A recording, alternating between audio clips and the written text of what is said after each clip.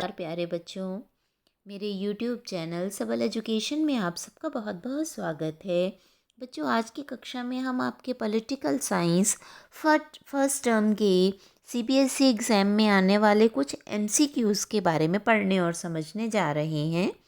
तो आइए हम इस वीडियो को शुरू करते हैं और इन प्रश्नों के उत्तर जानते हैं जो आपके बोर्ड एग्ज़ाम के लिए बहुत ही इम्पॉर्टेंट हैं। तो पहला प्रश्न है, क्यूबा मिसाइल संकट कब उत्पन्न हुआ? आपको ऑप्शन दिए जा रहे हैं 1962 में, 1970 में, 1975 में या 1980 में। तो इस प्रश्न का सही उत्तर है क्यूबा मिसाइल संकट 1962 में उत्पन्न हुआ था। दूसरा प्रश्न है, धुरी राष्ट्र में शामिल देश थे। आपके ऑप्शंस है number 1 Germany, number 2 Britain, number 3 Japan, या दूसरा ऑप्शन है जापान, जर्मनी, इटली, तीसरा ऑप्शन है जर्मनी, इटली, अमेरिका, चौथा ऑप्शन है अमेरिकी, ब्रिटेन और जापान। तो इस प्रश्न का सही उत्तर है धुरी राष्ट्र में जापान, जर्मनी और इटली, ये 3 देश शामिल थे। तीसरा है, नवस्वतंत्र राष्ट्रों को 2 ध्रुवीय विश्व की गुटबाजी से अलग रहने का मौका दिया। नंबर 1 दक्षिण पूर्व एशियाई संधि संगठन सिएटो, दूसरा केंद्रीय संधि संगठन सेंटो, तीसरा गुटनिरपेक्ष आंदोलन नैम, चौथा वारसा संधि। तो इस प्रश्न का सही उत्तर है गुटनिरपेक्ष आंदोलन ने नवस्वतंत्र राष्ट्रों को 2 ध्रुवीय विश्व की गुटबाजी से अलग रहने का मौका दिया। प्रश्न 4 है, उत्तरी और दक्षिणी कोरिया के बीच मध्यस्थता में किसने महत्वपूर्ण भूमिका निभाई थी? आपके ऑप्शन है number 1 Jawaharlal Nehru, number 2 Nikita Khrushchev, number 3 Nixon, number 4 उपयुक्त सभी। तो ए जो है इस प्रश्न का सही उत्तर है जवाहरलाल नेहरू ने इसमें प्रमुख भूमिका निभाई थी। प्रश्न 5 है, पूर्वी संगठन का अगुवा डैश था। कौन सा देश था? नंबर 1 अमेरिका, नंबर 2 सोवियत संघ, नंबर 3 फ्रांस और नंबर 4 ब्रिटेन। तो पूर्वी गठबंधन का अगुवा देश सोवियत संघ था, बी इसका सही उत्तर है। अगला प्रश्न है, अप्रैल डैश में उत्तर अटलांटिक संधि संगठन की स्थापना हुई।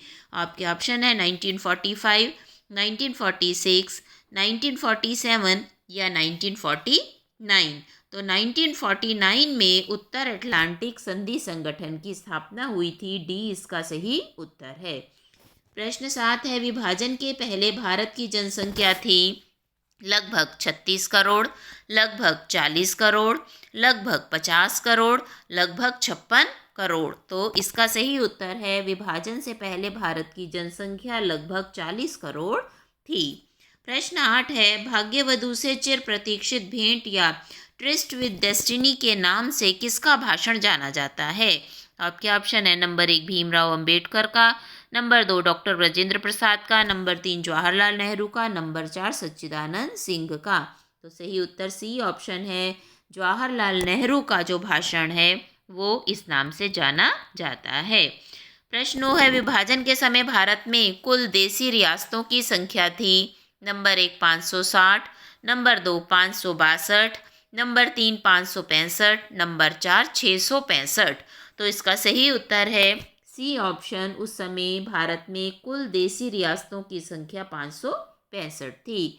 नंबर 10वां प्रश्न है, निम्नलिखित में से कौन सा एक राज्य बाल्टिक गणराज्य नहीं है? Number 1 Estonia, number 2 Ukraine, number 3 Latvia, number 4 Lithuania. तो प्रश्न 10 का सही उत्तर बच्चों यूक्रेन है जो एक बाल्टिक गणराज्य नहीं है।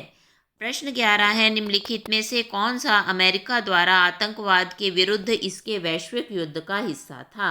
आपके ऑप्शन है number 1 operation desert storm, number 2 computer war, number 3 operation enduring freedom, number 4 video game war. तो इसका सही उत्तर सी ऑप्शन है ऑपरेशन एंड्योरिंग फ्रीडम जो था वो आतंकवाद के विरुद्ध इसके वैश्विक युद्ध का हिस्सा था।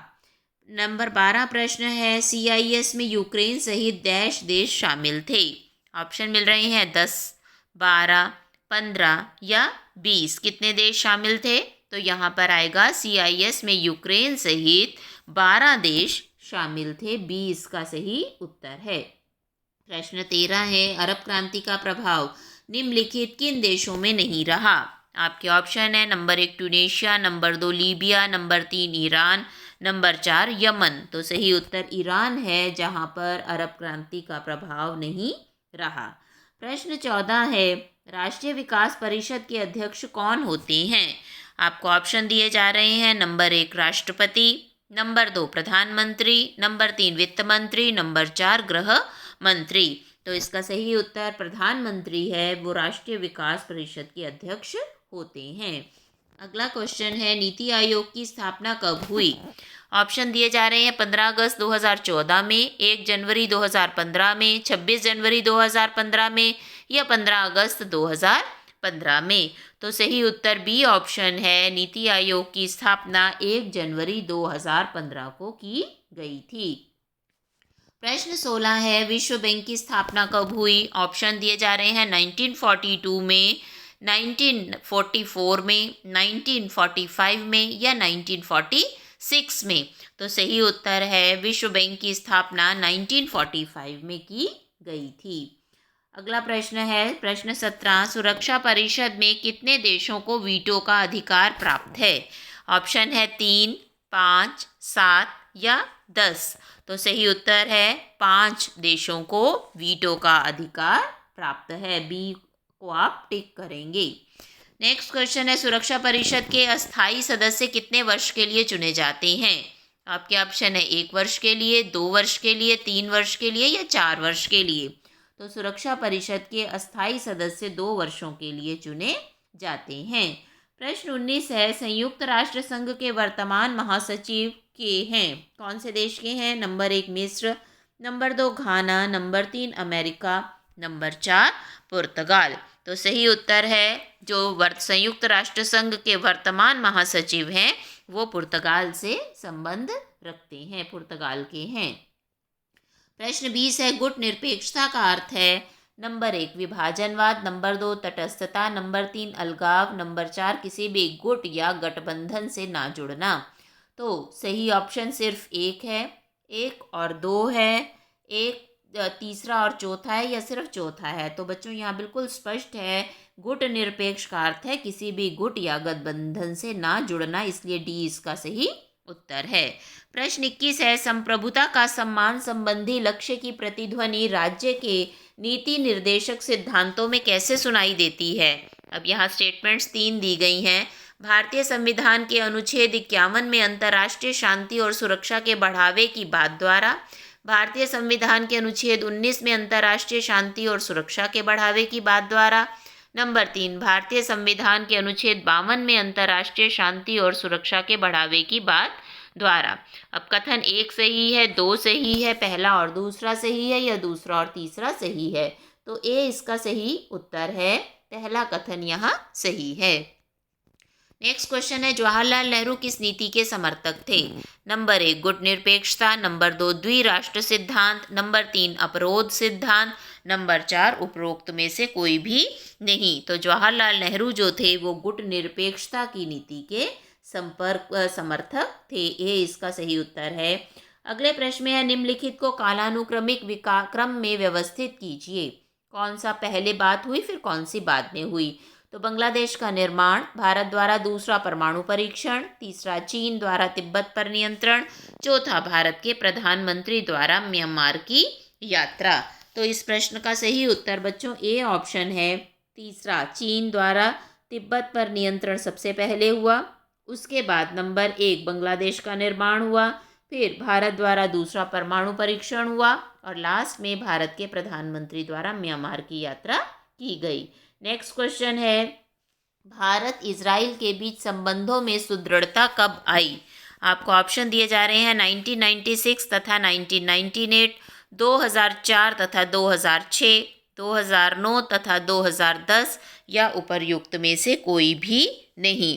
तो इसका सही उत्तर है 1996 तथा 1998 में भारत इजराइल के बीच संबंधों में दृढ़ता आई। तो इस तरह से बच्चों इस वीडियो में आपको कुछ MCQs आपके पॉलिटिकल साइंस के पेपर से संबंधित समझाए गए हैं। आशा है ये आपको अच्छे से समझ में आ गए होंगे। आप मेरे अन्य वीडियोस जो आपके क्वेश्चन पेपर्स हैं, सैम्पल पेपर पे बेस्ड डाले गए हैं, उन जिनका लिंक मैं डिस्क्रिप्शन बॉक्स में दे दूँगी। आप उन वीडियोज़ को भी देखकर प्रैक्टिस कर सकते हैं। आपका पेपर बहुत अच्छा हो, ऐसी मेरी शुभकामनाएँ हैं। बहुत बहुत धन्यवाद।